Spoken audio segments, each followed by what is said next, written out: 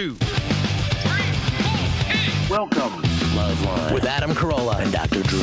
Would you sleep with sick women? I may be pregnant, but I'm still a man. Spank the unruly ones. It's indecent, it's vulgar, it's blasphemous. I ride you till you can't stand up. Come on, let's go down. All right, keep your shirt on. LoveLine's meant for an adult audience. LoveLine may contain sexually oriented content. Listener discretion is advised. Here's LoveLine with Dr. Drew and Adam Carolla. 9-1. Tomorrow night we have Gavin from Bush, which is, I thought they weren't going to do the show, but I guess he is. No, he's going to do it, and I hear Ann was saying that people are calling the mother station asking, just where is LoveLine broadcast from? I think we're going to have to rope off the street. Yeah. Well, good. And we'll ask him because he's going out with, what's her name from No Doubt? Gwen, right. Why did you think he wasn't going to do it? I thought once that his manager said they're too big for this radio medium or something like that. Some That's BS just what like everybody that. else says, Adam. Oh, okay. Everybody but Bush has said that. That's what I thought. You didn't hear anything about he's that? very excited about it, actually. Oh, okay. Yeah. Tell him the story, Ann. Which one? About how he phoned in? I guess Gavin has been listening to LoveLine, and he heard Dr. Bruce filling in. So he called his manager and said, what happened to Dr. Drew? He's not on anymore. So they called me to find out what happened He to wasn't going to come on. He didn't trust you. Please. Exactly. Oh, That's exactly what it was. That is ridiculous. Could you, look, somebody's got to be here to defend our guests. Okay. Well, let's just get to that tonight, could we? Yeah. And Drew? Yeah. Relax. I know I Yeah. rarely tell you that, but you're all amped up tonight. I'm Just sit still in back that there. Hawaiian time, too. So it's really like 8 o'clock for me. All right, well, just go suck on a conch or something over there, and let me talk to our guest. Lisa Kushell is our guest tonight. The name may not sound familiar, but the show she is on sure does. She's on Mad TV, which is on Fox, 11 o'clock Saturday night. She is part of the new cast, and Lisa is an old friend of mine. Lisa is young. How old are you? 24? 25? I just turned 26 last, the 23rd, November 23rd. Uh-huh. All right, so she's not so young, really. You've got to get your career going, sister. I know. No, Lisa, I met when you were like 19 or 20. I was about probably 19, yeah. And cute as a button. Oh, man, I had a huge crush on Lisa. I mean, you can see why, too. And was he as much of a loser as he says he was? No, Adam was never a loser. Wait a minute, he's a loser now. No, How could it be that he was never a loser? Adam may have been a loser and maybe win now, but I never viewed him that way. I see. No, everyone loved Adam. Okay. Right, but you didn't you didn't really see me in my heyday of loserdom. Right. You saw me as I was sort of climbing out from the loser swamp. Right. I still had a little loser stink on me, but I was not down in the mire of that, loserdom. and you're always one of those people that people say, he's so good with giving advice to other people, why can't he run his own life? There you go. That's good. That sounds better. They're still saying that. That sounds more like Adam. Yeah, so this venue is actually perfect. Well, anyway, Lisa was part of the Acme Comedy Troupe, which I started years before she got there, and I was sort of on my way out when she came in, which meant we probably had about 6 months to a year to work together before I then moved on to carpentry. Yeah. I got more serious about my carpentry Your boxing. and my $20 a class boxing, and probably did a smattering of stand-up. But Lisa sort of came in as I was heading out. But I thought this is the most amazingly talented girl I'd ever met, especially at that age. He wouldn't say that without meaning it. He said it to me then. He was trying to get in my pants, but he's still trying, evidently. It's really weird when someone's complimenting you and you're having to sort of wrestle their hands away from your groin while they're complimenting you. But there's many different forms of comedy. There's stand-up, there's sketch comedy, there's comedy writing, there's bad comedy, which I've cornered the market in, and there's improvisational comedy. And one of the toughest, I thought, always was sketch comedy, doing all the different characters, writing the material, performing it week in and week out. The same stuff you see on Saturday Night Live, the same stuff you see on Mad TV. Lisa, 20 had mastered this, which is very unique because most people don't come into their own until they're into their later 20s, early 30s. It's just a certain maturing that takes place. For some reason, people can do comedic acting when they're kids. They can do, stand-up when they're 21. But to do real strong sketch work, multi-character work, and that sort of thing, and the writing of those sketches is something that just doesn't seem to come around until a little bit later on in life. For males, I think it has to do with prostate size. For women, I think they have to edge closer to menopause. But for some reason, and menopause may set in at like 31 for you, Lisa. Well, it possibly could. For some reason, Lisa had this amazing gift. Do you want to know the reason? Yeah, what is that? It's called having an overbearing brother that causes you to hide under the guise of several different characters to beg for the attention of your parents. Oh, good. Well, you're in touch with that. Yeah. Lisa's brother, Bob Kushell, works on or is a producer on Third Rock. And that's why you've heard the Kushell name before, I think, when we had some of the Third Rock folks in. We talked about him. He's an amazingly young, talented guy. He'll drive you crazy, but he's amazingly young and talented as well. Probably, 2 or 3 years older than you? 28 and brilliant. And yeah, he's going to run Hollywood by the time he's like 32. Yeah. Absolutely. But so I started kissing his ass early. But the point is not only was I attracted to Lisa, but I thought it was on many different levels. It was crotch and breast. No, it was not only that, but her amazing ability to perform. And lo and behold, a few years goes by. I get into radio, and pow, here you are. Here I am. On Mad TV. So it's almost sort of surreal for me to host or co-host a show, as Drew's about to chime in. Yes, how thoughtful. And have a guest on the show that was basically a friend of mine back in the day when, you were happy to make $250 a week and all that crap. So and it's odd for me as well. Yeah, kind of beautiful. Surreal. And, well, let's talk, well, we can talk about Mad TV a little bit. Is this the third or fourth season now? No, this is the third season. And the cast is almost all turned over. 6 out of the 10 are new. Right. Ratings higher than ever. Yeah. And you've been renewed, and you'll be in for the next batch. I'm in for the rest of the season, as well as all the new people. And you're telling me you had a bit coming up this Saturday that's going to be a keeper. Saturday night, little Fiona Apple parody video. I play Fiona. I've played her once on the show before, doing a parody of her speech on MTV. Oh. Yeah, but this is a parody of her Sleep to Dream video, and it actually looks really good, and it's very funny. So they put some money into it. Yeah, well, it looks that way at least. Right. Through the magic of television, it looks like they actually spent some money on it. Are they taking full advantage? Now, don't take this the wrong way, but Lisa has a very nice body, especially for comedy. I mean, most women in comedy are cows. I mean, let's face it. Not on our show, though. It's the pain of having a big ass that gives them the sense of humor that Right. drives them that direction. Right. But not Lisa. For some reason, her pain was just her brother. She was probably meant to be like a temp who did some calendar work or something, but she got caught up with this over-domineering brother early on in life very much. who forced her into a life of sketch comedy at a far too young age, and somehow it just took. Right. So are they taking full advantage? Are they, like in the Fiona Apple video, are they putting you in hot pants and all that? Well, you got to see a lot of my butt and some breastage in that. But Right. yeah, I've played Farrah Fawcett a couple times in a Wonder Bra, so there's definitely some cleave there. Good. I did this NBTNA sketch where there was a lot of too much shown. But they also make me very ugly and let me take advantage of what's on the inside as well. Right. So yeah. Yeah, the back and inside's forth. very ugly of Lisa. Colon, all that kind of stuff. It ain't Exactly. pretty.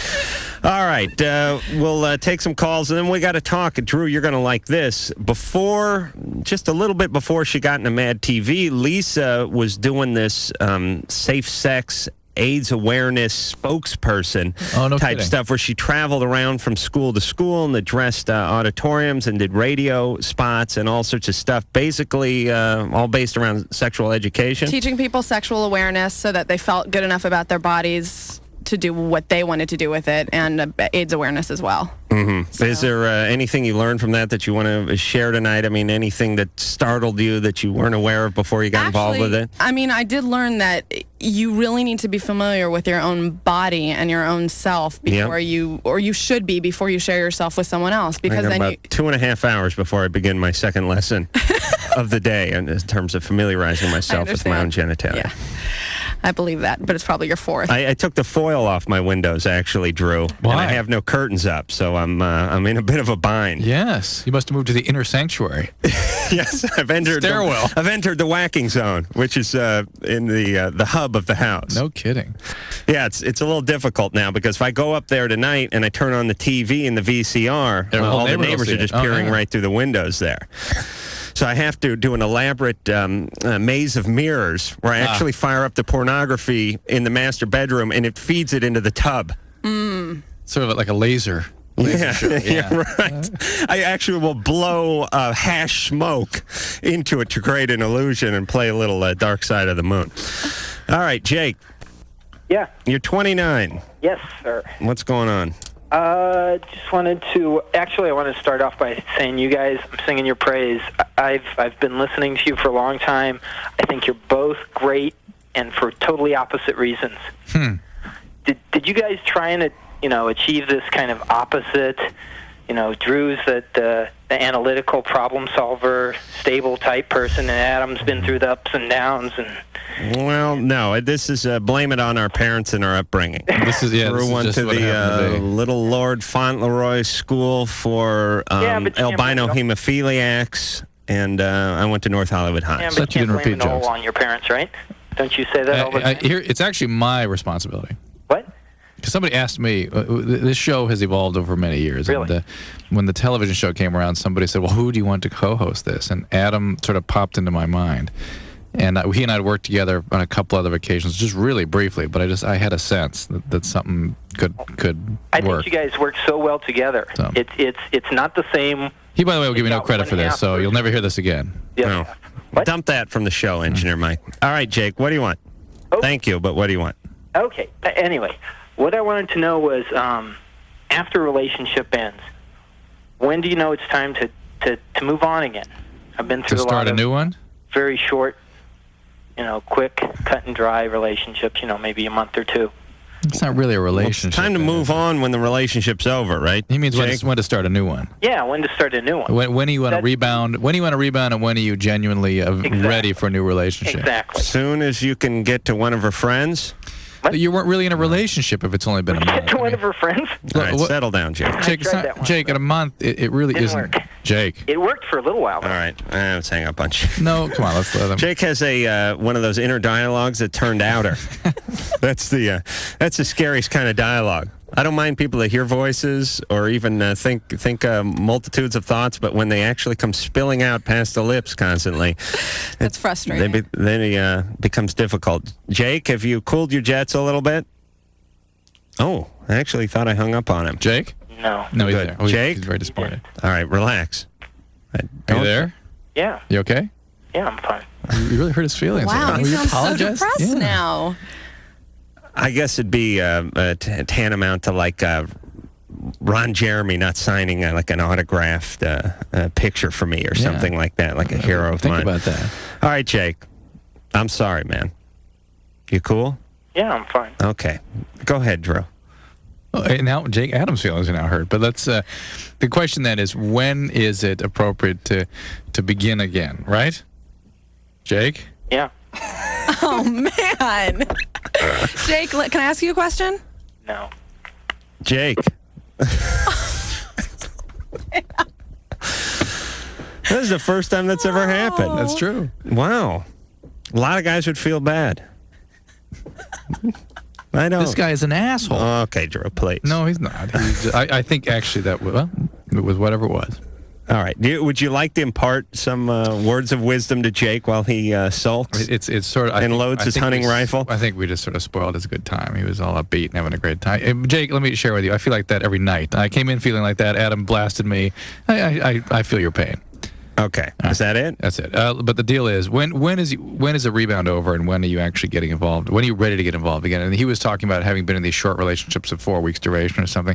Those aren't really relationships. Those are just sort of explorations or infatuations. I mean, somebody can come off something like that pretty quickly and be ready. Well, you have to. Otherwise, you get laid for 3 weeks, and then a year and a half goes by, and then you get laid for 3 weeks. I mean, you have to go from relationship to relationship if they're only going to be 3 or 4 weeks long. And if you're just just if you would have to sort of examine what your motives are for dating. Are you just trying to date, just want company? Are you really looking for a relationship? Or if you are, why are you choosing people who are not available, who don't seem to match? All right, I think we've done enough making up with Jake. That's enough bad advice. Maria? Yes. You're 30. Yes, I am. You're on with Mad TV's Lisa Kushell. Okay. My question is, how does the eating disorder bulimia affect a pregnancy? Well, I don't know the data off the top of my head, but it certainly can confound the pregnancy. There can be problems with intrauterine growth retardation. Has anybody ever vomited up a fetus? No. There can be problems with premature termination, miscarriages.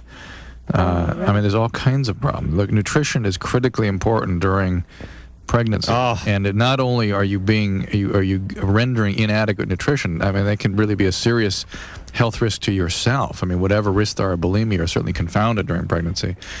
But you are also putting the developing fetus at significant risk. But it's like the kid has an eating disorder, too, if you have one. Like the kid's down there and like a hoagie comes down, and then the kid's going, oh, good, I'm starving. And then, oh, whoa, where are you going? There are lots of metabolic problems and derangements that go on that are going to certainly affect the ability of the child to develop normally.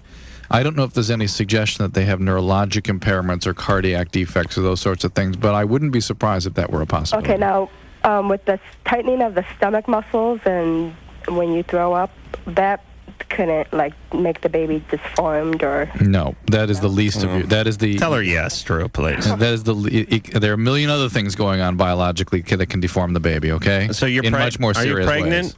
Yes, I am. Okay, I want to add something to my list. You know, Lisa, I have this list of people who can't get pregnant or people that can't have sex. I'm going with people with eating disorders. So far on the list are people that refer to the vagina as the virgina. Good. Guys who refer to the scrotum as my nutsack. Okay. What were the other ones, Drew? I think there was 2 or 3 more that are escaping me right now. People who shouldn't have children? Is that what it was? Yeah. Oh, we got a huge list of that. Oh, we do? I mean, those are where you start. Can you think of one? And what is this we crap? No, I mean, we're constantly saying don't have kids, don't have kids. These right, but I actually put it down and made a list. Oh, I never saw the list. All right. People who only have one cavity and it's because they only have one tooth. That's good. I'm going to put that on the list. Maria? Yes. All right, so you have an eating disorder, and how far along are you? About 2 to 3 months. And have you seen an obstetrician? No, I haven't. Go immediately. Immediately. Okay. The nutritional needs of the developing fetus are tremendous. You know what, Maria? Yes. My brother and sister-in-law just had a baby, and it is just the most wonderful, miraculous thing that could happen to a person, and you don't want to do anything to harm that child's life. It's so unfair to... That kid has no...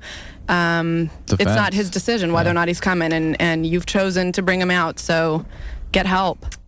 And, Maria? Yes? This here is what you call a crossroads, I think, because you have one of 2 things that could happen. You could get hold of your eating disorder, get some help with it, and then have a beautiful born child in 6 months and no eating disorder. Or you could keep going with the eating disorder, destroy the child, destroy yourself in the process, possibly be brought up on criminal charges for this. I don't know. I've never heard of any precedent for this, but I'm sure it's certainly feasible. Yeah. And then spiral into a life of certainly not abuse, alcohol, and vomiting. All right, Maria? Sure. So why don't you just sort of treat this as a good excuse to deal with your eating disorder? Okay, thank you. Huh? I said thank you. Did your mom take you to a lot of ballet classes when you were a kid? No, she didn't. She's not that quality. What's up with her? This is somebody who's abused. You think so? Yeah. My mother? Hold on. Oh, Should we not at gamble? all. You want to gamble? Some way, something happened to her. What happened to you? 30 to asking questions like she was asking. What, you asked me why am I bulimic? I'm suspecting that something more, that bulimia is part of a syndrome of a more... Have you ever been in a psychiatric hospital before? No. Have you had problems with substance use in the past? Yes. Yeah, I mean, it just seems to me part of a larger psychiatric syndrome going on here. This is the eating disorder thing you were going after was somebody who's just that is their disorder. Mm-hmm. Oh, so this is part of a bigger problem. Okay. All right. Listen, Maria, please be serious about this. I thought of one of the other things on the list of people who weren't allowed to have sex.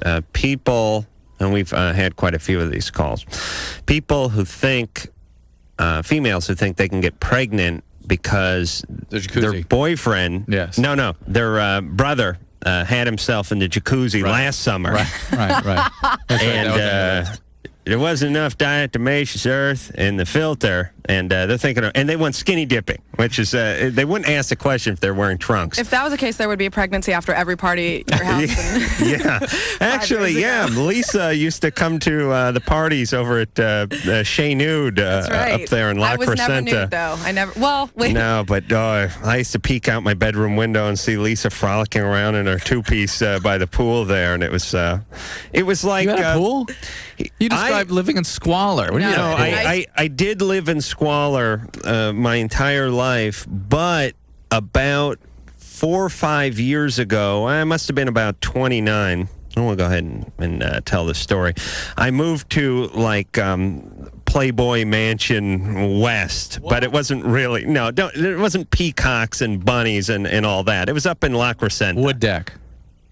Huh? A wood deck. There was a wood deck. Sort of the La Crescenta version of Playboy. Every house was built in 1971, and it pretty much looked like the Boogie Nights house. Right. It was like a bad 70s house, but it was me and 2 other guys, and we all rented this house, and it had a big pool in the backyard, and it had a pool table, and it was just sort of this debauchery zone. I'm surprised you ever left. Yeah, well, I was kicking and screaming. The guy who owned the house just sold it out from under us. But my roommate, Cortland and Ralph, were both guys that were no stranger to the drink and no stranger to the debauchery and whatever, especially Ralph. And this guy could drink and party all night. We'd have these parties, and we'd have these big jacuzzi parties. And they'd start off, fairly innocently and fairly tame, about 3 in the afternoon with some chips and beer and hot dogs and pool activities. But by about 4:30, 5 in the morning, I'd come stumbling out of my room, and Ralph would be on the pool table with a girl. Now, correct me if I'm wrong. And Mike, didn't you sort of have a sense of sorrow for Adam's past? That we had this real sense that he lived in squalor and misery his entire life. I was 30 at the time, living like a 19-year-old frat boy. Are you kidding? I was 30 years old. That's a pretty accurate description. I was how big was my room, Lisa? Because I know Lisa adjourned to my room a time or two with her boyfriend and used that. I should have rented the damn thing out. I wasn't getting any use out of it. Being pathetic is not as tough to swallow as you're having been miserable. He was miserable before that, if the stories and after. Thank you. And after, suppose. No, I wasn't miserable after that. Oh, I see. So that's when things turned. Yeah, that's where I was climbing out of the mire of misery. But big pool, pool table, jacuzzi, and God knows what was going on in that jacuzzi after about 2:33 in the morning. And I slept over at almost every party. I was always there the next morning. Yeah, but Lisa's very virtuous. She had a boyfriend. Yes. She very monogamous. Kept her damn top off, or on, I should say. I was just hoping you'd go along with me. Did you have some kind of weapon? No, we were sleep by just my forked tongue. We were. But as you slept at night, would you have to put a pistol on your pillow or something? No, it was okay. No, it was okay because people wouldn't sleep. They would pass out where they were. You'd find guys like standing by a blender that'd been running for the last 9 hours, just, in a puddle of drool on the counter. People would just go belly up about 4:30 in the morning, so no one really knew where they were. But my room always, for some reason, and I can't quite figure out why, my room turned into the designated Hesher's room. All the pot smokers would go to my room, and my room was as big as this room, maybe really smaller. I mean, it had a really tiny little room in the back, and I'd fling open the door, and smoke would come pouring out of it, and there'd be 15 people sitting on my bed with a bong. Just so you know, Drew, there was a television in the top corner of the room. Have you ever lived facing down toward the bed? He has never lived anywhere without that, right? I like my TV. Here's how I arrange my room. Like I'm staying in the hospital. And think about the hospital. That's exactly what it was. Hospitals have a video library right by the side of the bed. They don't have as good a pornography collection as I do. Although, I don't know if Cedars has a pretty good collection in the basement. I wasn't supposed to say anything. But the point is there's nothing wrong with staying in the hospital other than you're sick. Other than that, it's a great ride. TV's up there. The bed goes up. Bed goes down. Food coming. Women in nurses' outfits. Maybe, I don't even know, maybe they're nurses coming around delivering the food. Okay. Yeah, right. People coming over and visiting you. I mean, it's a good setup People if you're bring not gifts? sick. Yeah. They bring flowers, candy. All right, we got to go to break. We'll get more into We've done nothing to help anyone. my alternative lifestyle after this. Why don't you try rapping it this time? Yo, kick some flavor and stuff, and LoveLine will be right back in a minute. I'm sorry, that was really bad. You're just not street like me.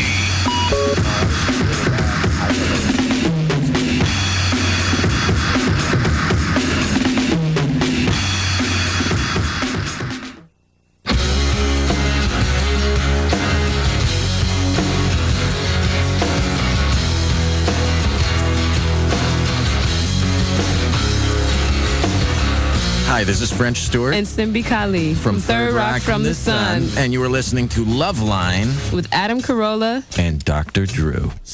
Yes, you is. Gavin from Bush tomorrow night, and Lisa Kushell from Mad TV. Saturdays, 11 o'clock on Fox. Lisa's going to be a huge force in comedy. Thank you, Adam. That didn't come out great, but here's what I'm saying. Young, talented. Give her, before she's 30, probably have some show, and probably be named after. With an exclamation point. Lisa. Yeah. Mm-hmm. Yeah, and I'll get a job, like, on the shows, like the janitor. Walk-on janitor. Yeah. Right. Neighbor you'll guys. be the kooky neighbor. Always, like, trying to get in your pants. Right. Always, but harmless. Oh, yeah. Yeah. And you always end up giving me loving advice. That's the beauty of... I want to see you above your nose. I want to... Yeah, that's good. Let me write that down, Drew. All right, hold on. Engineer Mike, shut Drew's mic off for a second, please. Thanks. The beauty of sitcoms is the kooky, quirky guys who in their 40s or 50s who live in the basement and are the superintendents of the building, who like a little beer and they like a little bowling, and they have a crush on one of the ladies in the thing, but they're completely harmless and they have a real good sense of humor. Real life, those guys are rapists. Yeah. That's real life. Real life is the guy gets loaded, uses the master key to force his way into the bedroom, and goes the roofie route. But in sitcoms, Sitcom land is a happy place. He's just a lovable alcoholic guy, loves his tools and his girly calendars. All right, phone number for LoveLine, 1-800-LOVE-191. Fax number 310-854-4455. Lisa and I go way back, and we're just talking about the house that I lived in with all these guys that had a pool table, and all the hot sex spots this house had. Although, pardon me, I didn't tap. Okay, turn Drew's mic back on. Thank you. I didn't tap into any of those spots, the jacuzzi, the pool, or the pool table. But the other roommates, they ran the trifecta. And boy, I'll tell you, that jacuzzi the next day was not pretty. It was like a plane full of pot and sperm went down.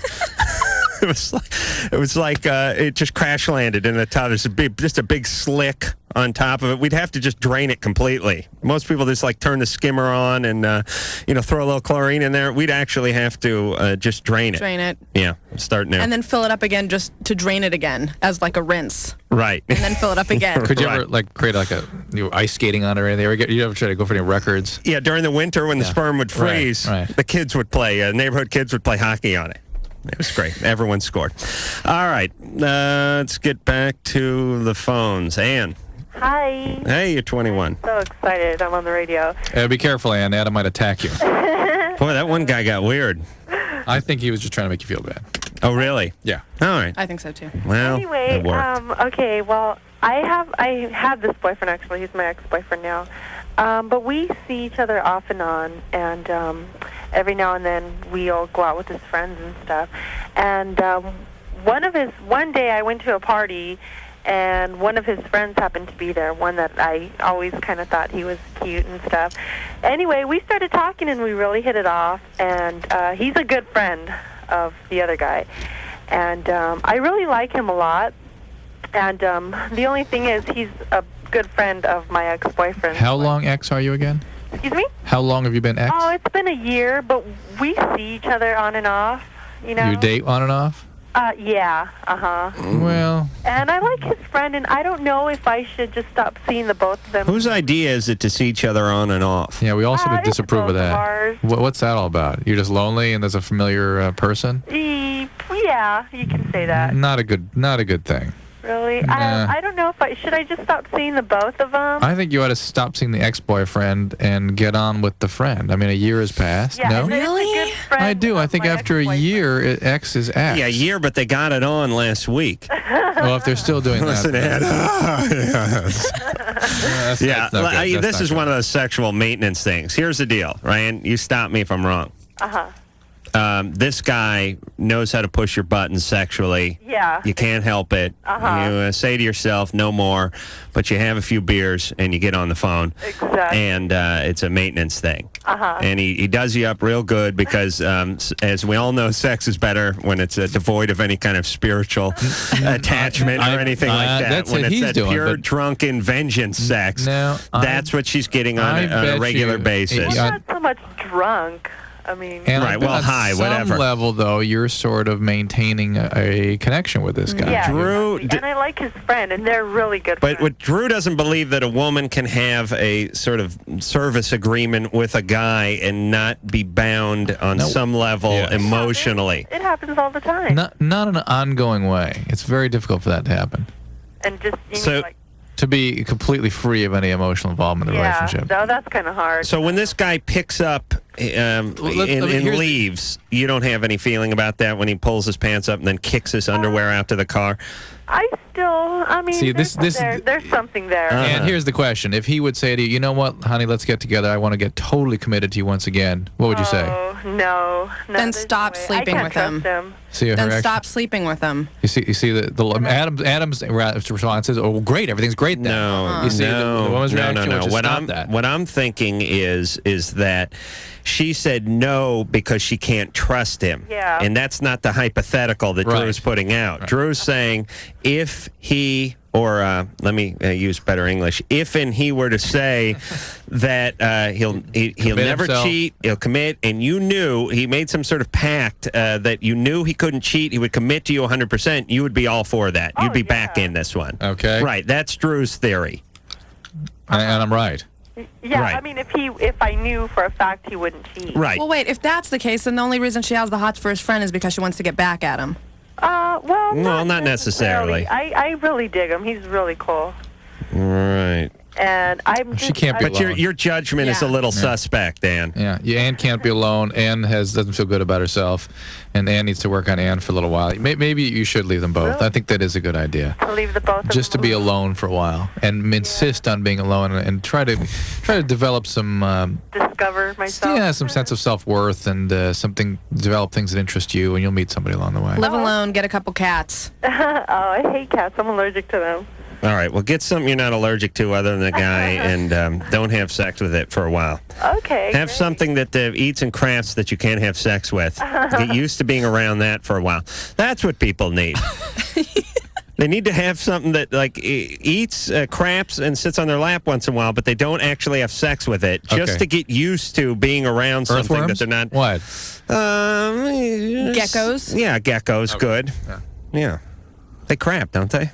Yeah. You never hear about anyone stepping into gecko crap, You though. don't. All the more reason to have the gecko. Some guy coming in going, Jesus, I just ruined an $80 pair of loafers. Who's let their gecko out? And the irony is they're gecko loafers. Oh, hold on. Let me write that. Oh, no. Oh, man. Jason. Yeah. You're 20. Yeah. I just had a quick question about OCD. How was it treated? There's sort of different ways and different theories, and it depends how severe it is and what sort of syndrome we're talking about. But let me just say that there are medications out there that are very effective for treating obsessive-compulsive symptoms. It is a biologically based disorder, whether it's actually caused purely out of a biological trigger or whether some psychological input is open for debate. But it has a strong biological component that has very effective treatments available. Interestingly, Prozac is a medication now that has been shown to be quite effective for obsessive-compulsive traits. Something called Luvox. There's most of the serotonin reuptake inhibitor antidepressants. I used that term, by the way, while you were gone. Serotonin reuptake inhibitor. Thank you. Yeah. I almost got a BJ from Dr. Bruce when he heard me use that one. And I don't think if he wasn't such a devout Christian, I may have gotten something going. All right, why don't you sell the hell out of something? We'll go to break, Drew. No. This is always the fun part of the show. When Drew tries to sell a call.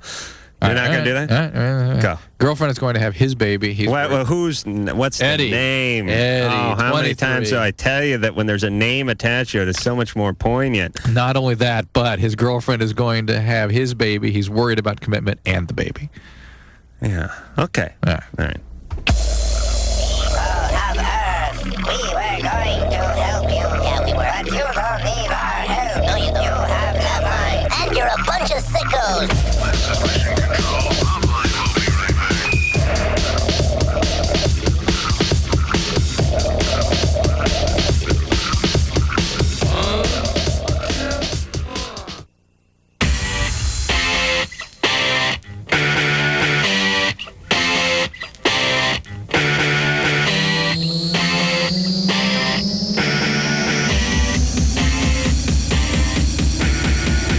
Hey, this is Fiona Apple, and you're listening to LoveLine with Adam Carolla and Dr. Drew.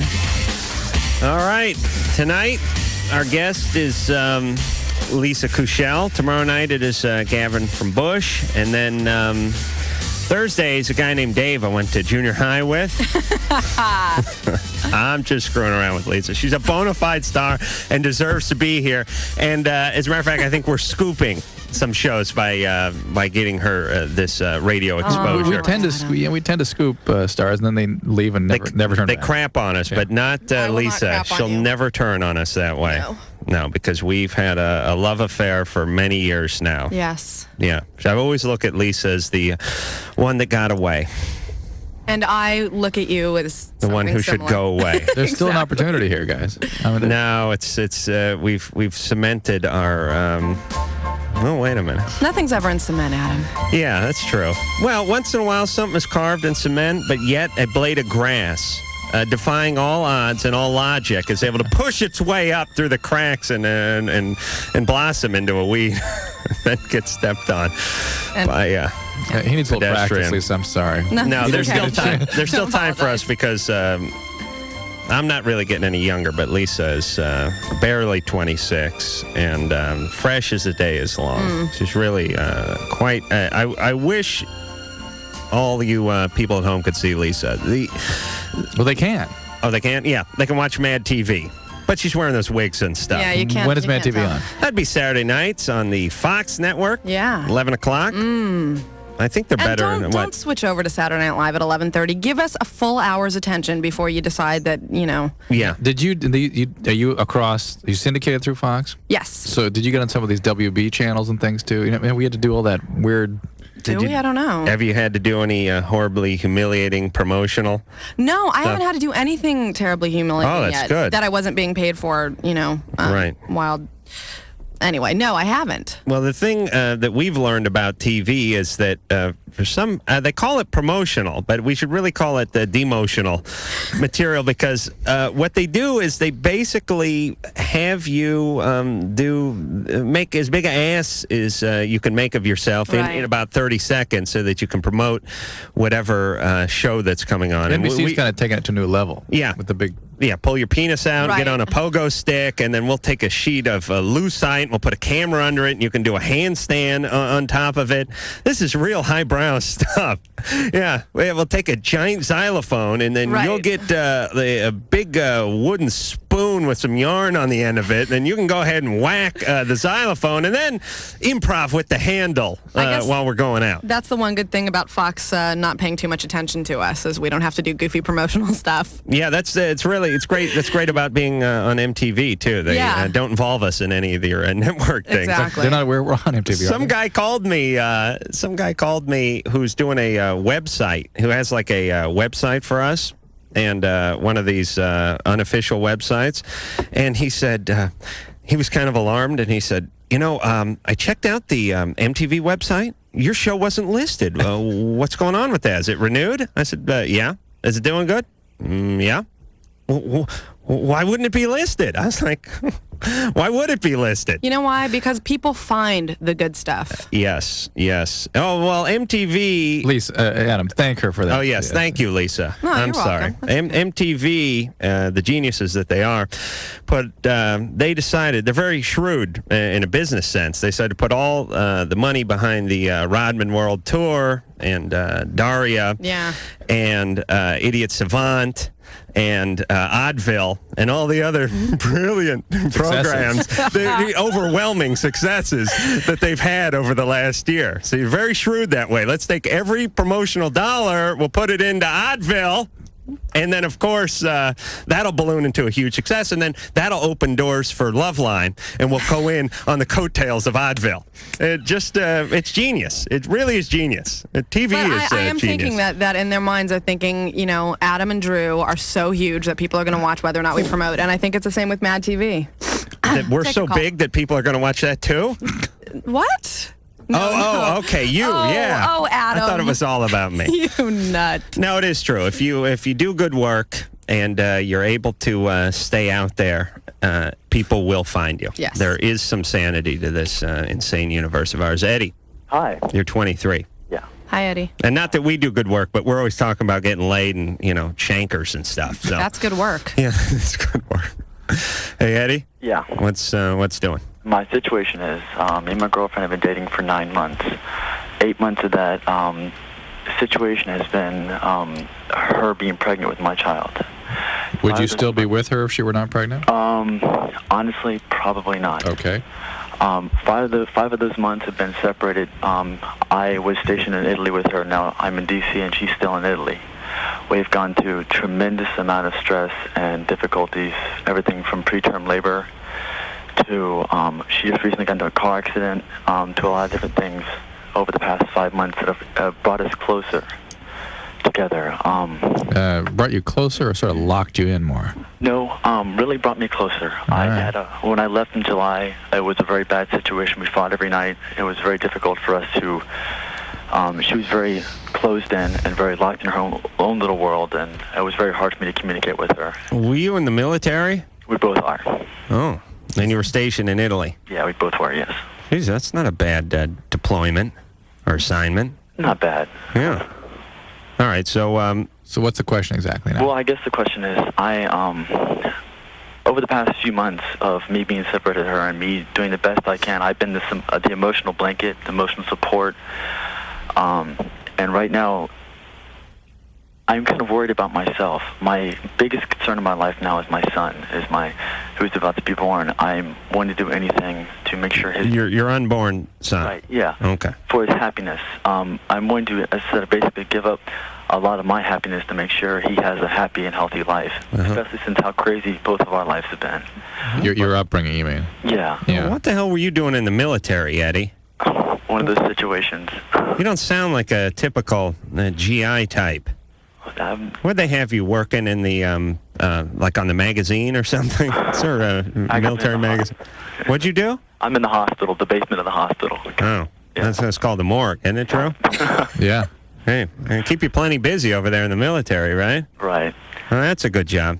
I take clothes off of dead people. What'd you do in the morgue there, Eddie? Actually, I was in the emergency room now. I kind of work like the back part of the operating room. That's all. Not really in the morgue, but kind of the back part of the Like the back door? Yeah. Where, if they live, they get to leave out the front door? Yeah, basically.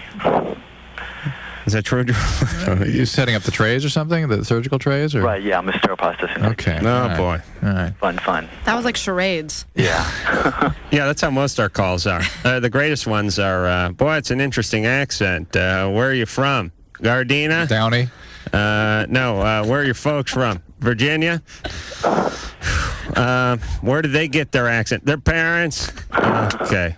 What color are they? Kind of brown.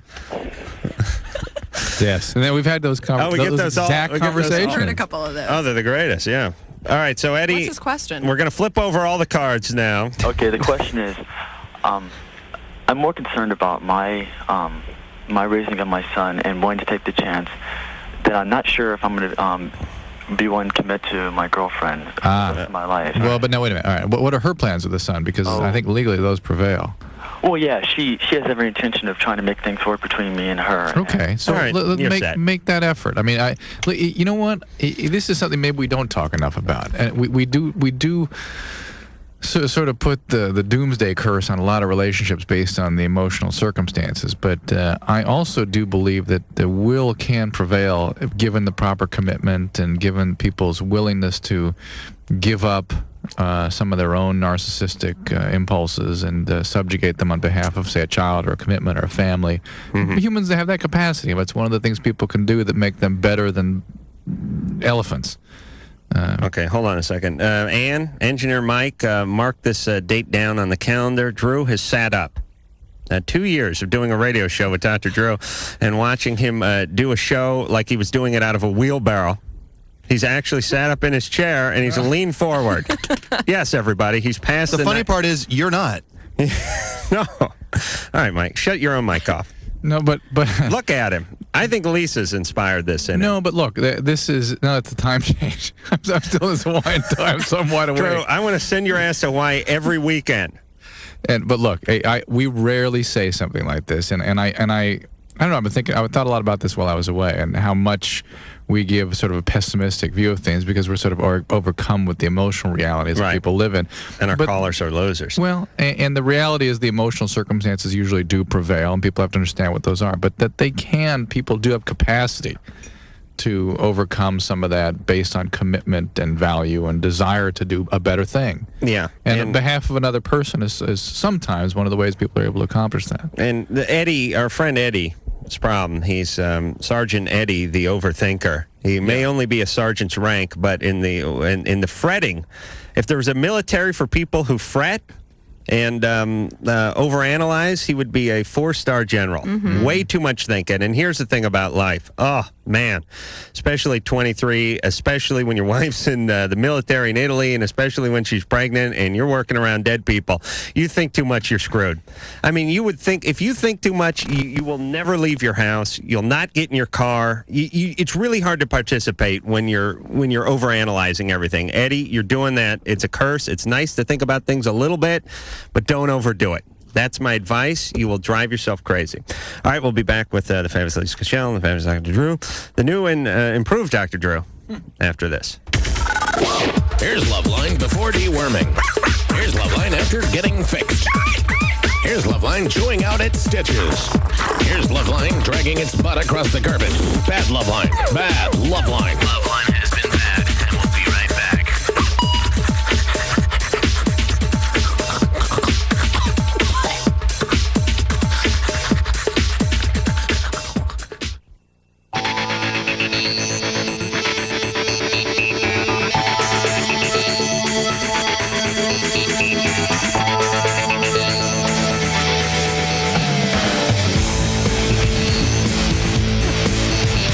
It's LoveLine. Hey, Drew!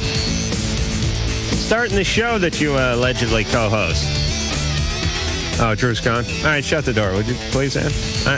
You know what I'm saying. I'm trying to be nice. All right. Hey, it's LoveLine.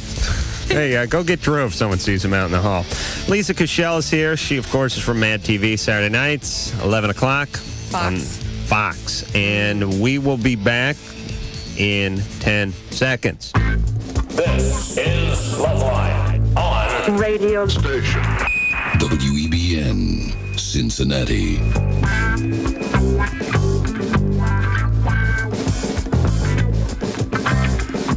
Ow! Oh, yes. It's Carrot Top, or as I refer to him, the Top, because we're that tight. Yeah. Lisa Kushell's here tonight. She is truly one of the most beautiful and gifted female comedians in town, and maybe on the whole planet, because there's so many planets. Like, there's so many other countries where there's probably not one funny person, in like Iraq or something. That's true. Probably not one funny woman. Although you'd think in Iraq you'd need a sense of humor just to get by every day. There's certain cultures that just sort of got passed over. Yeah, I think you're probably right. They need like a tree and a river, like rabbits and stuff. Right. Any place that's too barren, Yeah. people get pissed off. You're right. And they're not so funny. Mm-hmm. But Lisa Kushell, Mad TV, Saturday nights, 11 o'clock, is in tonight. She's an old friend of mine. And it's nice to have her on the show. Kind of surreal, but kind of fun. Drew is still missing in action. Michael. How's it going? Hey, you're 38. 28. That's oh, okay. Well, that's what it said. Hi, Michael. Right. Hi, Lisa. I really enjoy you on Mad TV. Wow, thanks. You're Farrah Fawcett and who is that? Alanis Morissette. It was really right on. You mean Very Fiona? accurate portrayal. Fiona Apple. Yeah, Fiona Apple. Thank I you. thought the Fiona didn't air yet. Well, I did a Fiona thing where she She was accepting some sort of Exactly. Oh, right. It was a You did the takeoff. MTV Right. takeoff thing. Thank you. That's very nice to hear. Yeah, it's really good. I'm really enjoying the new season. Excellent. And Dr. Drew and Adam, you guys are just really terrific. And that's why I'm calling, because I have a question. I have a problem. But did you like the Bert Convey send-up I did last week? Did you catch that? Actually, I didn't watch it too much last week. Yeah. You weren't on it, were you? No. Okay. No, they Plus, have, it was a repeat from I last missed season. That. They only have celebrities. Yeah, a few weeks ago, or not a few weeks ago, a few days ago, you guys were on Keenan. Right. And, I missed that. I'm listening to you on the radio, and you guys keep on saying Keenan. You were going to be on Keenan, and you took a break, and you watched it. Right. And where are they talking about? Is it like on MTV? And then I realized Keenan Ivory. Right. Anyway, the question is... You were talking about Keenan Wynn, the old actor? No. Keenan Ivory. Right. Wins or whatever. Right. 13. Channel 13, at least right. in L.A. All right, Michael. Anyway, the question... If we were going to make this show into like the best of or something, right, we would edit this whole part right out. I know. I would suggest that myself. Okay. Anyway, the question is, it's about female orgasm, particularly the capability of some women, to ejaculate. At least that's how I term it. Uh-huh. It's not a big deal, but I've asked male friends, they've never experienced it with a woman. Some female friends, they think it's a myth, but I've, on experience, have had that with some women. Mm-hmm. And I was just wondering, am I crazy? I've heard Dr. Drew say that women do ejaculate. I think what it is when a woman is excited and she is able to produce. There's this phenomenon known as female orgasmic incontinence. That does happen on occasion. Trust me, it's not coming from there. Oh, it's coming from there. It just may not be that. It's certainly got to come from that area, doesn't it? It's not coming from the urinary tract. Yeah, but how do you know?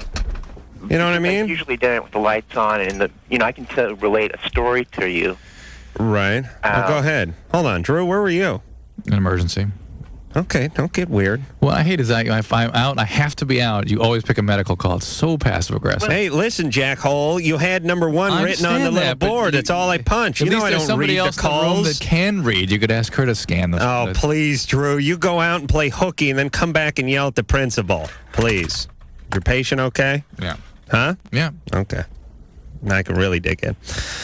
All right, so we're talking about females having orgasm and some sort of ejaculate. Yes. And that's not every woman has a substantial amount of fluid. Some do, and there's a whole series of glands down there that can produce this stuff that is similar to semen, basically.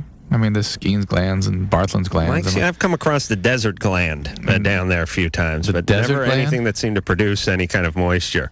It's just very dry, arid area. Is there ever like an oasis? Yeah, that's what it looks like, and then I wake up and I'm like, rolling in sand. Oh, Adam. I know. Michael? So I'm not crazy. No, this can happen. Producer Ann and the other gals there, they can confirm that this is not craziness. Yeah. No. Because I was, I've been wondering for many years, and I just cannot find anybody who can give me any... Oh, well, what do you... I thought you said you'd experienced it. I have. All right, well, what do you need to know from other people? I'm just curious. And I've listened to your show for the last couple Yes, months. it's on certainly- and I figured between you and Dr. Drew, I could get some semblance. All right. Did you wait? Did you? Are you understanding the explanation I gave you? Oh, absolutely. That's what I always thought. Okay. When they produced. No, that's enough. I don't know what percentage of women possess this skill. I'm guessing low.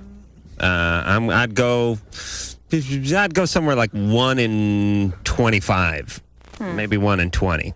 I'm trying so hard not to say anything. Do you want to shed any light on this? I don't want to shed anything. Well, do that like third person thing where some friend of yours had this problem. And I have this friend who does experience that.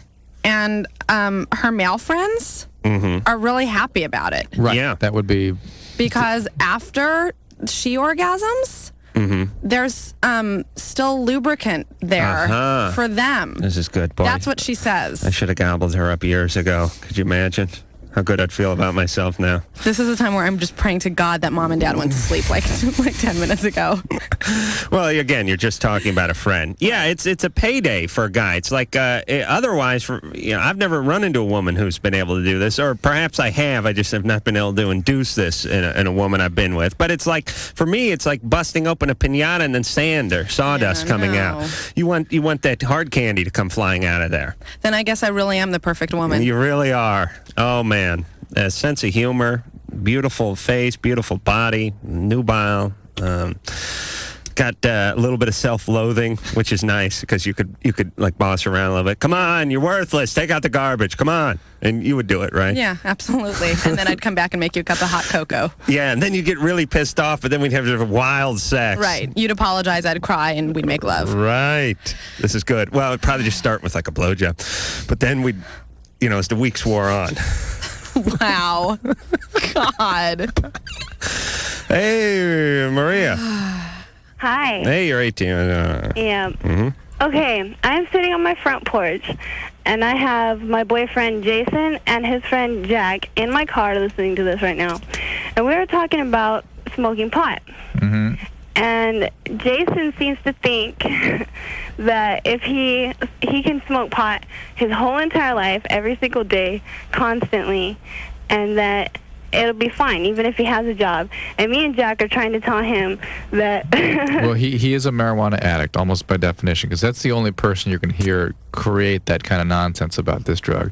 It's well documented that it causes significant airway damage, significant neurologic consequences, behavioral problems, mood disturbances, and it causes a rather severe form of addiction. They do a study on guys who roadie for Rastafarian bands and smoke 15 joints a day daily, and over the course of 35 years, they do find a 10% decrease in respiratory function. What they find is that in terms of airway damage... Yeah, but they never take a test on everyone we know who smokes pot, which is they smoke out a little on the weekend, and that's about it. That's not what we're addressing. Okay. Don't confuse the two things. That's like saying, talking about somebody who's drinking a quart a day of wine as opposed to somebody who drinks on the weekends a glass of wine. Listen, I don't want to sing the praises of marijuana, but also when they do tests, they always go they do it in a grossly exaggerated way. They talk to guys who smoke 8 joints a day. I mean, you can't smoke 8 joints a day. They don't, by the way. But let me just put it in a different context. Oh my God, they're doing studies on people that smoke cigarettes a pack a day as opposed to people who smoke 2 cigarettes a week. All right, shut Drew's mic off, would you? He's making way too much sense now, and he's getting out of hand. First he's sitting up, now he's tossing out facts and data. This is getting out of control, Drew. Being all helpful. Yeah, being all full of information and verve. I miss the old Drew, where he could just sort of lie there like a wet sack, and I could kick him for about 2 hours. I'll be back on Thursday. Nah, don't bother. The mic's on. Oh, for Christ's sake. And then the TV show's going to start up, and we're going to be with each other 7 days a week, which just means nonstop watching Drew eat salad and me yelling at him. Is that Laura Keitlinger still your little... No, I had her fired. No, actually, they're not bringing her back. I don't know what they're doing. Is that position open? Yeah, I think so. They're talking about bringing producer Ann on. Are they not, Ann? Producer Ann? Did you hear about this? Don't worry, I squelched that deal today. I'm just saying, I don't work. I don't want to work with you any more than I already do, actually. Imagine the three of us 7 days a week. Think about that. All right, hold on. Hey, Maria? Yeah. Hold on one So, second wait, with I this wanna- pot thing. Hold on. Let me explain the genius that is TV for 1 second. Here we go again. Doing my best to get the And by show the way, canceled before please, it starts. But please, can you be kind on Saturday? And we're going to go in there, see our friends for the first time. in a No, long that's time. where I go in and go right look, for will you the please jugular. Behave yourself. You're already planning for that. Because you have to lay down that groundwork early. You have to you have to this is do your bad you have neighbor to set policy. the foundation. Yeah. Because if you don't act like you're learning this, Lisa, I'm sure. If you don't act like an a-hole on like the set, they start getting you to do ridiculous things, and then you just become their sort of puppet. And TV people are notorious for having the worst ideas known to man. Could you imagine if TV people were like in the military? We'd be firing on our own troops with Nerf bombs. I mean, I don't know how people that are so stupid got into a business where they make so much money. They would, if it were 100 years ago, they would all be working on some railroad that just went in a big circle.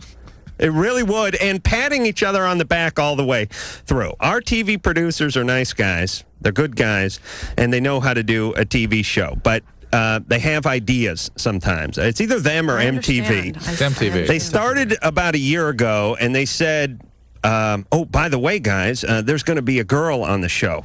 Because we're doing TV, and when you do TV, it's important to adhere to all the rules that made TV so bad in the last 10 years. We must adhere very stringently to these rules, and we need a girl out in the audience. Doesn't matter what she says, what she looks like, doesn't matter. We need a girl in the audience. And I said to them, what did I say at that point, Drew? You said it's a bad idea. Bad idea. And did I say more? You said history will be very unkind. Very unkind to this decision. This is a horrible idea, but what do I know? Go ahead and do it. Shoot yourselves in the foot. So they did it.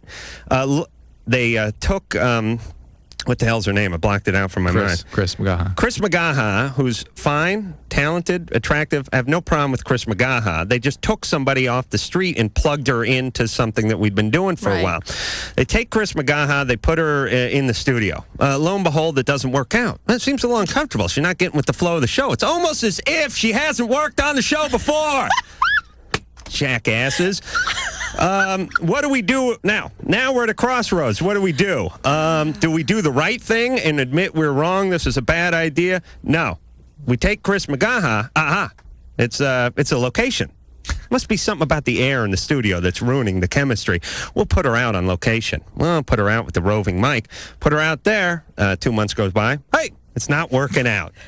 Well, geez. Imagine that. Can't be us. It can't be our decision. We can't be wrong. We do bad TV.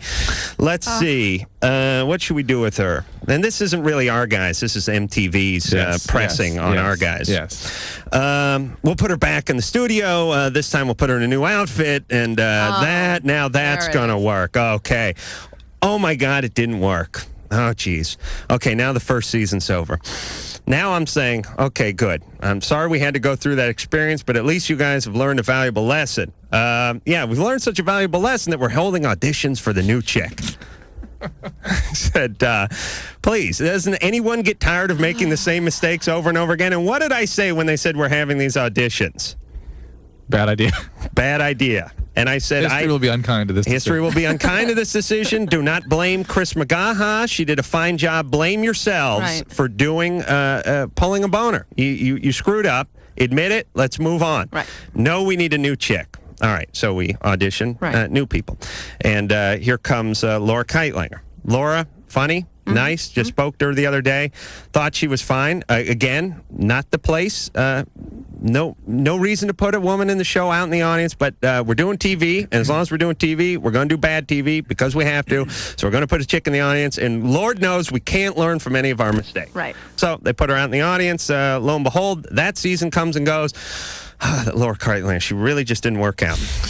Boy, now we're starting the third run. I hear you. And here on the phone, now I'm thinking, okay, even retarded kids when you teach them how to work a spoon or something, or they've been banging their head. Eventually, you can. I think you can teach them. Can you not, Drew? Yes. You can teach porpoises and monkeys to do stuff. Why can't you teach TV people to do stuff? So I get a call today.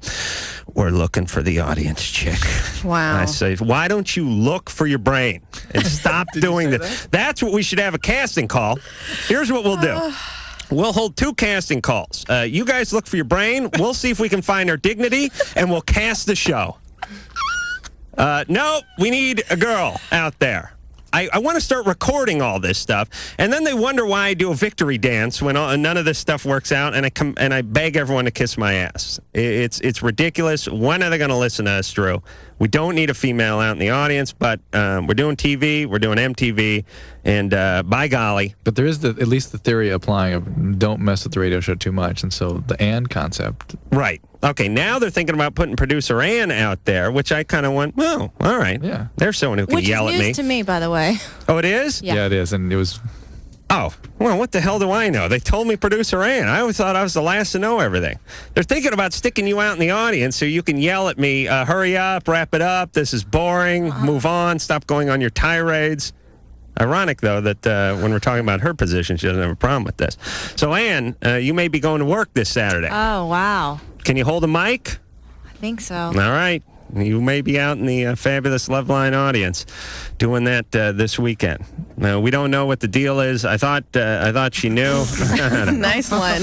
I don't think I'll be there this weekend. Oh, boy. Well, they'll have to get like Carmen Electra's half-sister or something in there to hold the mic. That and the guest are the other two great TV ideas. We need a guest at all time. Great for radio. Oh, yeah. Yeah. Sorry, baby. Can we get back to Maria? Join my tirade if you like. And another thing. That's what I like against a man. Oh, boy. Can I finish with Maria? All right. And listen, Drew. Yes. You're not... Hey, all you people that are listening from the TV that are going to get me when I see you on Saturday, Drew is nodding and laughing his ass off. I then go in and they go, we heard the show. It's his... No, it's not that. There's a lot of that. Howard. Okay. All right. Listen, I like the Stone Stanley people. I just wish the folks at MTV could learn from their mistakes of the past. No, put that on hold. Oh, 6. okay. I want to finish with Maria. What? Pot's Maria? bad. Maria? Let's move on. Yeah. Maria, the whole defense strategy that's built up around this drug is incredible. People need to understand that for some people, this is a powerfully addictive substance, and the addiction is destructive. And it has to be treated, and people that don't get treatment usually have significant physical and emotional consequences, and they often will, when the effect of the pot starts to wear off, switch to something else, either speed or alcohol. Well, no, not in our cases. It takes a few years, but it happens. No. Well, listen, you're 18, you little Nimrod. Please. Hey. It takes between 10 and 20 years very often. How long have you been smoking pot? 3 years? No. And you're not a daily pot smoker anyway. It's your friend that we're concerned with, and he's the one. Well, actually, we all are. But well, good. We're let me good. So you have something not to talk about. Let me tell you the profile of the average marijuana addict, and it is A, somebody who has a parent or grandparent with alcoholism. B, who has a superlative experience the first time they get exposed, get high on pot. That means good. Usually the third time they get exposed to it, they will have sort of the best experience they ever had. There's euphoria that's phenomenal, and will wake up every day from thereafter preoccupied with the pursuit of pot and smoke it most days, if not every day. And somewhere between 1 and 20 years, they'll start to get depressed, irritable, forgetful, have trouble functioning at work or school, and the effects of the pot will wear off. They'll increase the use, increase the dose, still doesn't work, symptoms get worse, and they either get help at that point or they switch to something else. That is marijuana addiction, and it is a carbon copy in every situation where it occurs. I said my room was the pot den, the hash den. I actually, when we moved, took the carpet with me, and I've been smoking that for about the last year and a half. I was going to smoke some of the drapes, but they were like the Levelor type, and I think that would work out very good. Yeah, thank you, Engineer Mike. I was never a part of that, by the way. No, folks may be listening. No, but I never was. You never smoked any pot, did you? Nope. No, you're too busy with the syringe in your hand to pick up the bong. Exactly. All right. Well, I'm still freaked out about producer Ann. I was told she knew. Yeah, you're not going to be there this weekend, Ann, huh? All right. Well, I don't know. You're in the running. That's all I can say. Yeah. So get that boob job. Oh, that's right. Yeah, you got to get that. Can you squeeze that in tomorrow? Maybe. I'll get one of them done tomorrow. Get the other one done Thursday, and then we'll be taping on Saturday. Just shoot it from one side that way. Yeah, we'll shoot it. Get the left side done. Get the left Or we one. can just do a silhouette of me the first weekend. The side. Yeah. Oh, I see silhouette. Yeah, that's good. I can stand in that booth, that phone booth. Or she can stand on one of Right. those crazy cardboard cutout things with just the head and the arms cut out. Yeah, like they have at the carnival when you want to like pose with the strong man. Right. Yeah, that's good. That's what you've been lacking. Yes. Yeah, you know, although Lisa, you would, I was thinking this on the way in, you would be perfect for that gig. I don't mean to cause any competition, producer My Ann, Saturday but... kick your ass after the show, Lisa. Yeah. All right. I'd like that, Ann. Why don't you two do Battle for My Love during the break? And it's a winner blow all situation, and we'll be back. Ernie, the world's fastest drummer for LoveLine. Hi, when I'm not drumming, up a storm. What was the rest of it? LoveLine will be right back. If it's not, sue me or something.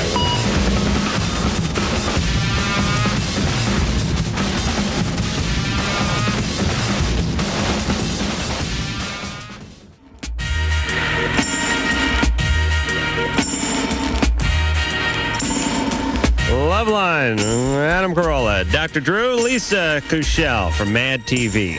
11 o'clock, Saturday nights on the fabulous Fox. And ratings higher than they've ever been on the show. Now in its third season. Just got picked up for its fourth, I guess. Or they called a full season, or it's like a batch? They do it in batches? I just got picked up for the rest of the season. The show was picked up whether or not I was.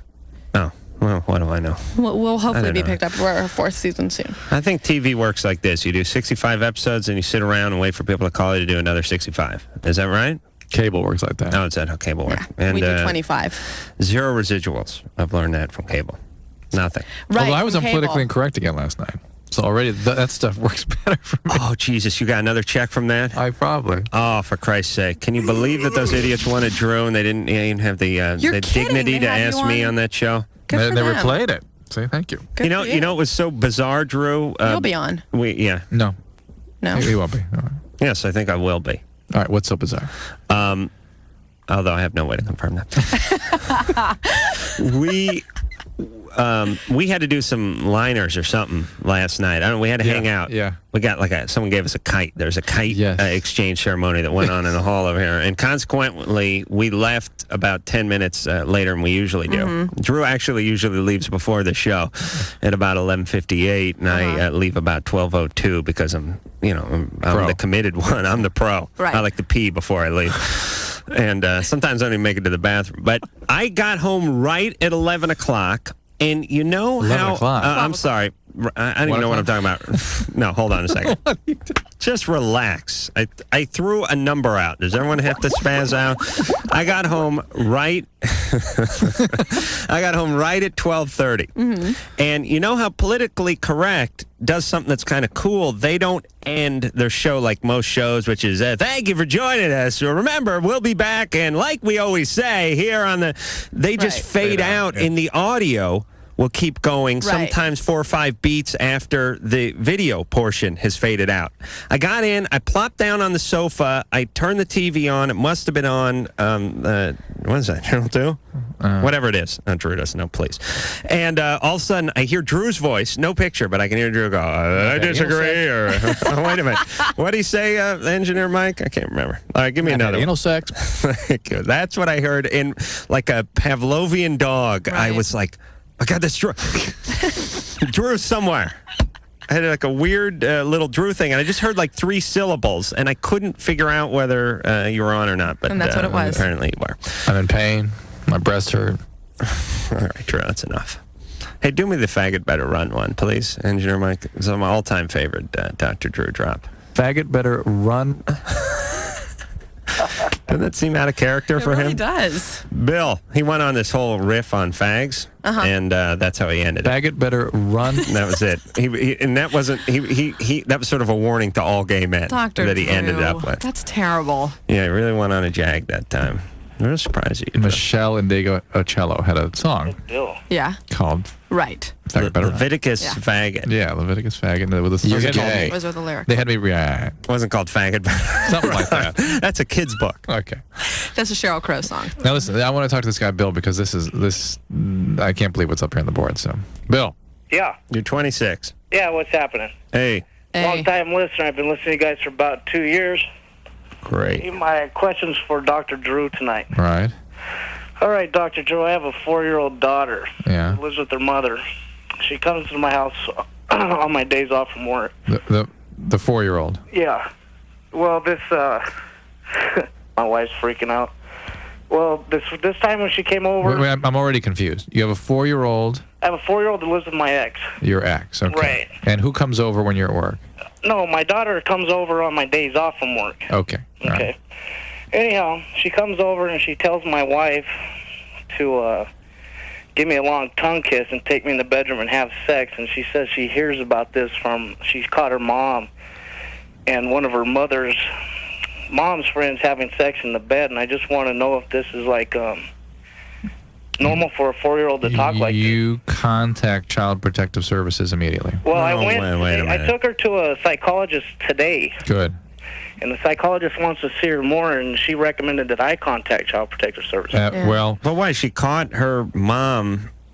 I mean, she is saying things Right. that suggest a degree of sexual sophistication that a 4-year-old would never have unless something is happening to her or unless she's seeing something. Or watching the WB. Or watching the TV, yeah. Right. Right, yeah, because she tells me how the dude was all hairy and stuff like that. Yeah, I this kinda is freaked out. extremely Could be married with children. extremely traumatizing potentially Right. for a child, and you are very wise in taking her to somebody immediately. I don't understand why the psychologist didn't make the report themselves, but you should call Child Protective Services. This needs to be investigated because you don't know what other risks the child might be at. Do you have any kind of relationship with your ex-wife? Do I? No. No. Just along the lines of trying to That was a get very along. bizarre, outlandish question, but I thought I'd just reach out and ask it anyway. Well, yeah, that's cool. You couldn't talk to her and say, hey, our daughter's mentioned this. Well, and, my daughter's afraid that, my ex-wife has a bad temper, and if my daughter mentions that she even told us something like that, she might, Why don't you have custody?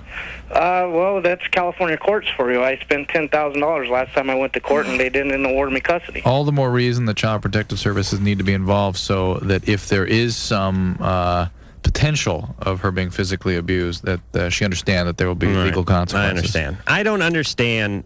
I mean, I do understand, but people have relationships. They get married. They're together for years. They have a child, and then somehow it gets to the point where they cannot even pick up the phone and have a civil conversation that's based on their child, who theoretically they both are responsible for and love. And why someone can't even pick up the phone? I understand there's nutballs out there and you can't deal with them, but I don't understand how you got married to them and lived with them for all those years, and had a kid, and now you can't even pick up the phone and go, listen, this has nothing to do with us. We're not going to talk about us. Our child is saying this or that. I'm concerned. Probably because what can we do about most people can't get past the anger or whatever, that occurred during the divorce. Hey. And so many times they use the kids as a tool, It's also it's the child as an object is such an emotionally charged object that Right. when you begin talking about something that's so important to you, immediately the conflict erupts again. Right. Juliana, Yes. you're 28. Yes, I am. You've been on hold for 103 minutes. Wow, Juliana. Yeah. Yeah, I'm a real trooper, huh? You must have a horrible question. Oh, yeah, I have 2 horrible questions. But before I ask them, I'd like to tell Lisa I really enjoy you on Mad TV. Thanks, Juliana. You're welcome. She's excellent, isn't she? Wait, she's talking to I'm me. sorry. I was chiming in with a compliment. God. Go ahead, Juliana. Thanks, Sorry, go ahead. Okay. No, what was the compliment? I really enjoyed the TNA sketch.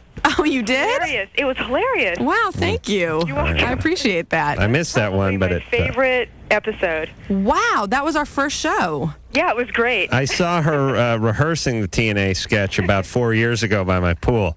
You so did, I that's got a very pretty true. good. I was privy to the earlier forms of it. Keep watching, Juliana. Okay, I sure All right, and tell your friends. will. Okay, well, Okay. they watch it with me. Yee-hoo! Well, have them tell their friends that aren't there then. Okay. What do you want? Okay, my first question is for Adam. Okay. I've been seeing this guy who lives about an hour's drive away since August. Mm-hmm. And he has been primarily the aggressor in the relationship. And lately, when he calls me up to, ask if he could come see me and stuff like that, I have a really busy life, as does he. And this last time we talked, I had something planned for the weekend. Well, he was really mad at me for wanting to do something else that didn't include him. Mm-hmm. And this isn't aggressive. This is clingy. Maybe. Right, Adam? Could be. No, this is not aggressive. Oh, It's desperate, clingy. Well, but needy. it's coming out in the form of aggression when you chastise somebody. You're clingy. He's coming on strong, but it's not in a. I'm assuming he's probably not chastising. He's probably whining. Is he whining? Yes. No, he's pouting, kind of. Yeah. That's a silent whine. Yeah, I'll write that down, Drew. A pout is a silent whine. Got it. All right. Well, anyway, now he's mad and he won't talk to me. Right. I think it's bizarre because out of everyone I've ever gone out with, he's been the most gentlemanly and. Why do nice guys always get treated badly? That's what he's calling us and asking. Yeah. This is not. To the show, maybe he'll call in. This is not aggression. This is not somebody who feels good about himself, who is at ease in relationships. This is somebody who has a void he's trying to fill with you. He's uncomfortable. Yeah, and he'd like to fill that on the weekends. I understand, but he is needy and clingy. All right, and wait a minute. Hold on. Relationship. And Mike, shut Drew's mic off for a second. You're going way too far and way too fast with this thing. Lisa agrees with me. All right, I'll talk to Lisa then. I know this has struck a nerve on both of you somehow, but what if he really is into her and they live far apart and he only sees her on the weekends and he very much looks forward to seeing her on the weekends, and the fact that she made plans for a weekend means it'll be 2 weeks until you see the person again. Do you only see each other on the weekends? That was his complaint.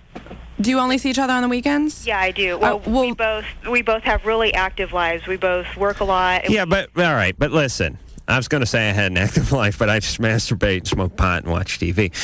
But there are others who do have lives that are active, and when they're interested, they find time. And what you've said to him is it's not so much that, hey, you won't get to see me this weekend, because if you said, hey, you won't get to see me this weekend because my grandfather died and I got to fly back to Kentucky, he'd be fine with that. Right. But what you're saying is you're not really that important. I mean, I like you okay, but not really that much, because I wouldn't have made plans if I did really like you. And that's what he felt from that. Oh, okay. Because you don't like him that much. Why couldn't you include him in your plans?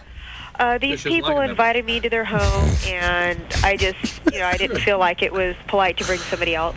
But I really wanted to go to their house and stuff. But if she was really, Lisa, just close your eyes for a second and go ahead and use me for an example. Okay. Let's pretend we lived far apart. Okay. Let's pretend we were new. You know what I mean? Mm-hmm. And it was all fresh, and everything was working out wonderfully. But we could only see each other on the weekend, right? Due to our very hectic schedules. Yes. And we just, started in. Our love was just blossoming. If you realize, and you know how that is when each day becomes a month, and each week becomes a year, right? Yeah. And a week went by, and then it was the weekend, and we always see each other on the weekend, and I told you, hey, I made plans this weekend, and nothing personal. I'm not dating anybody. I made plans. Right. We'll see each other next weekend, like we always do. Wouldn't you'd be hurt by that? Would you not? I'd be bummed. Yeah. Right, and you would take it real personally. Yeah, but I'd say, can I have one night of the weekend? I don't think I would go directly to pouting. I'd go, cool. Well, then I'm going to go see a movie with a girlfriend. But can I have you Saturday night? How long? No, because I made. Hold on, we're doing a little role playing here. No. Why? No. You made plans all weekend? I'm sorry. I just had some stuff come up. Okay, and, well, then obviously you like masturbating more than you like me. And I'm moving on with my life. Right. Because I'm a beautiful woman and I deserve better. You deserve better. You do. I'm sorry. Julianne, how long have you guys been dating? Since August.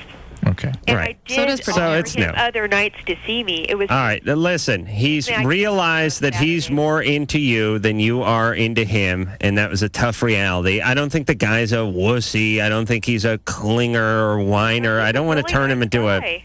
He's a good guy. Yeah, he's just realized that it just sunk in that he may be, 2 or 3 steps ahead of Juliana. He may have... I think he's 6 miles ahead, and why would he be accepting that if he felt good about himself and was looking for mutuality in his relationship? Well, I'm not saying that I'm he's still the making him- picture of mental stability, but I am saying that he's a good guy. He looks forward to seeing her on the weekends. The relationship is relatively new, and he's been told, I got stuff going on this weekend. Yeah, I think you're both That's right, all. but I also think if her weekends are the only time she has available for social time and she has other people that are important to her, that it's good that she's opening up time to other Yes, people. yes. And that, next weekend the sex will be even better. They started going out in August, and they've only seen each other on weekends. They've probably seen each other 10 times, total. That ain't very much when the relationship's fresh. The relationship is not going the way the guy'd want to go, and Juliana is not as into him as he'd want, and she's sort of mildly into him, but not really. Let me just get that out of her so I can be right before we go to commercial. Juliana? Yes, I also have another question. You're not really that into him, are you? I really like him. I just Right, don't but- want my life to revolve around him. You like him, but not really. I mean, not that much. I like him. I'm not. Juliana. I don't know if I'm in love with him or No, you're not looking down the road with this guy at all. I don't know. I'm only 28 years old. I'm not. That's old enough to be 28 divorced was an 3 old maid times. 50 years ago. Yeah. What's your other question? Very quickly. Lisa's Jewish mom is doing back over flips because she hasn't been married so far, isn't she? That I haven't been married? Yeah. She No. wants those grandkids. Well, she has one now. Oh, boy, I took the pressure off. Thank God. I'm Very like free lucky. for 5 years. Other question. Okay, other question. No, that's enough. Now we got to go to break. Oh. Well, we've talked to her for 7 minutes, even Bye, though I did the Juliana. bulk of the talking, but we got to go to break. She's not that into the guy. She just doesn't want to admit it, and he knows. And that's what she felt when he learned the news. LoveLine will be right back.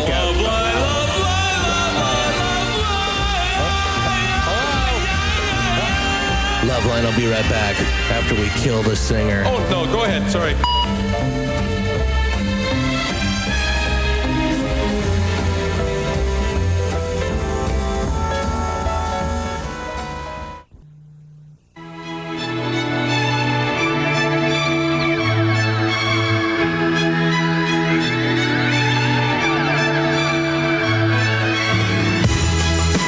Hey, it's LoveLine. I love looking at Engineer Mike's big dopey smiling face through the glass every night. Mike's one of those guys that's just, he's just one of those guys. Drew, you never got to hang out with those guys. That's your problem. You hung out with Albino women hemophiliacs. or The hell does that mean? One of those hemophilia. guys. You're just a guy. That's what I like about you, Mike. He's got a big sweet face. Yeah. He's like, if he was a dog, he'd be a Labrador. You know what I mean? Can't really teach him anything, but craps on the furniture every once in a while, but faithful, good, and always got the tail wagging. Never in a bad mood, that Engineer Mike, when you show up. Unless, God forbid, you should ask him to do some work or something, then he pitches a Everyone fit. in here just disagreed with that last statement, by the way. Well, they have to sit in there and talk to you all night. I just see that big smiling face. All right, Lisa Kushell is here from Mad TV. 11 o'clock, Saturday nights.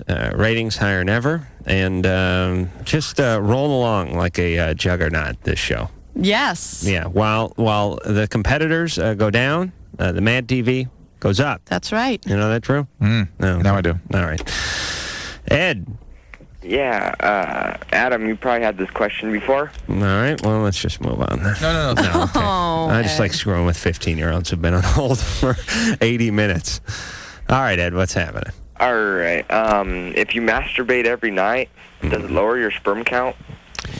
That's what prompted Daniel's question. Oh, I see. I'm sorry. We were just having that conversation in here. During the break. Yeah. It does. I'm sure he's glad to use his name when you're making that example. How do you spell your last name, Daniel? Can we work that in?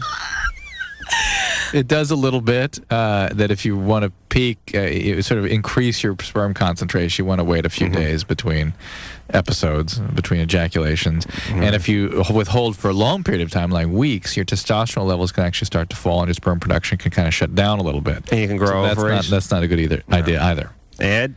Yeah? Why are you interested? Yeah, is he 15, you said? Yeah. What's going on? Oh, well, I just do it every night. Well, he's just worried he's going to hurt himself. Yeah. Or he's going to cause sterility or something. But no, that's not going to happen. You know, it's weird. I was uneducated and ill-informed when I was a youth. But that is who one thing masturbated you quite never a worried bit. about, I bet. Well, it was one of those things. It was like it's like a heroin addict or junkie. You know, they know it's bad for them. I said, what are you going to do?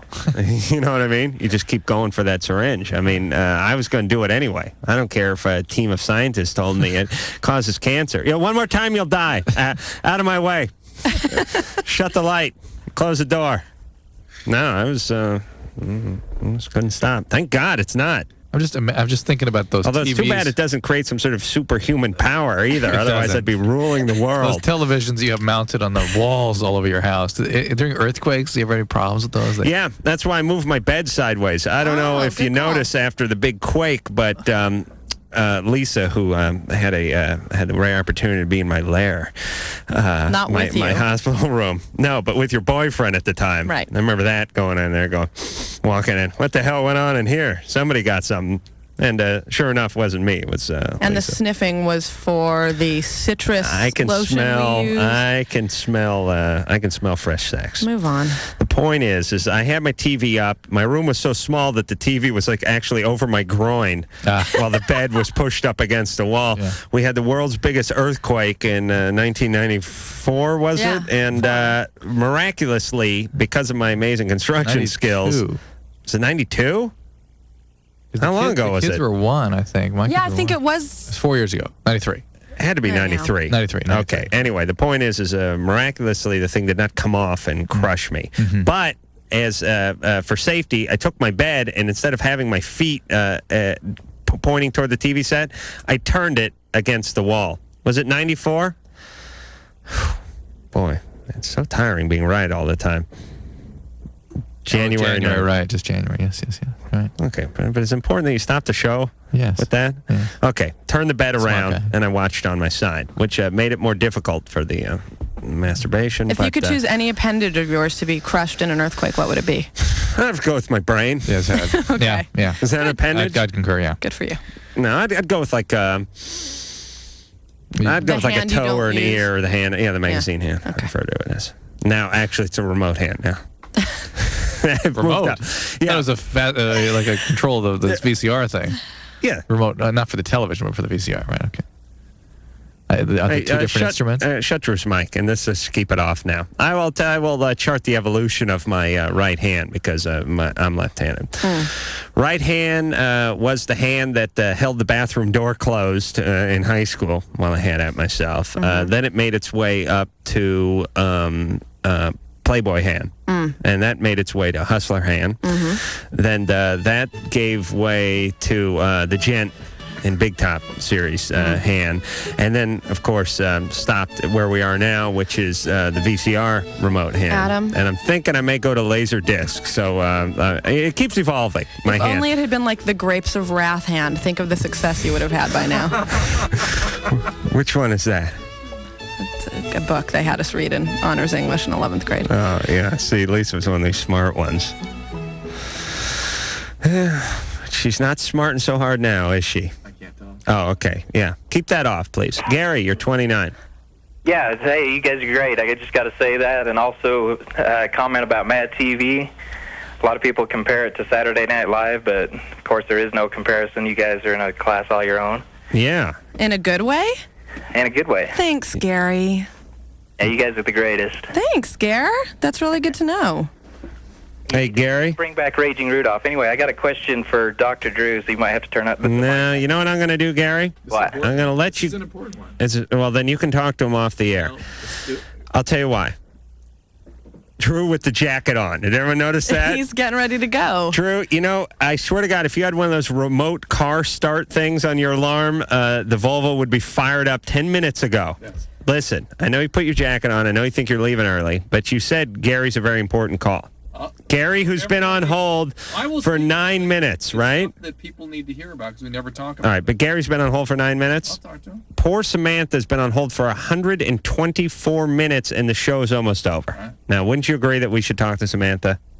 Fine. Samantha, Yes? what's going on? You've been on hold for longer than the show's been on. Adam, aren't you just as sweet as pie? That's so nice of you. Thank you. You're welcome. First of all, Dr. Drew, you have my sympathies, by the way, with your travel problems, because I've had more travel complications in my young life than most people ever have. So. You have 2 minutes, Samantha. Okay. I have a question about sleepwalking.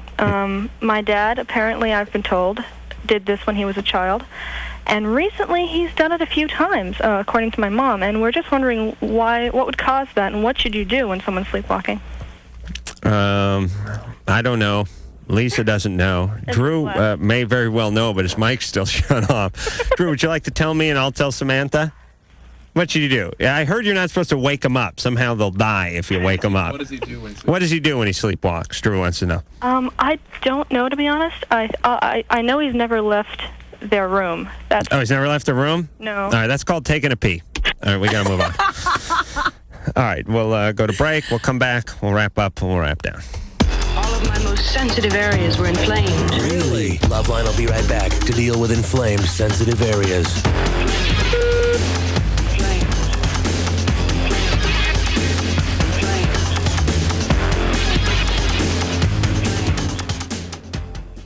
Man turns animal for the erotic pleasures of women. It's LoveLine. All right. WEBN.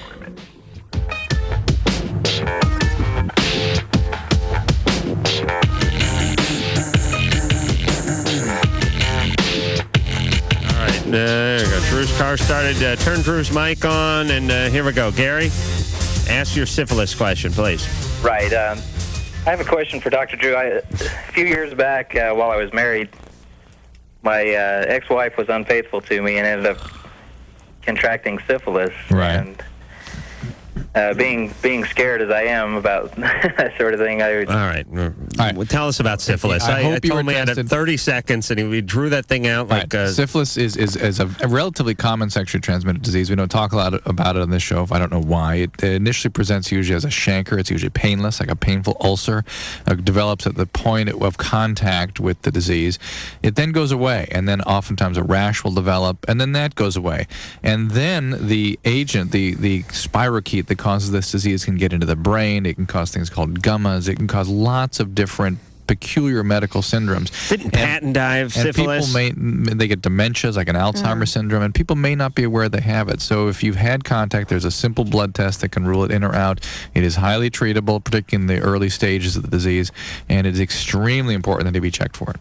Blood test. Patton died in a Jeep accident. But he may have had the syphilis. Lisa Kushell, Mad TV, Saturday nights, 11 o'clock. On Fox. On Fox, yeah. Thank you very much. Thank you. That was a good time. It was a blast. And fast. This has been LoveLine. The opinions expressed herein are certainly opinions, that's for sure. If you'd like a written transcript of today's program, you probably should have written it down yourself. And if you did, we'd like a copy. LoveLine producer Ann Wilkins. This broadcast was copyright 1997 Westwood One Entertainment. This music is MXPX on Tooth and Nail Records. Sit, Obo. Obo, stop dragging your butt across the carpet.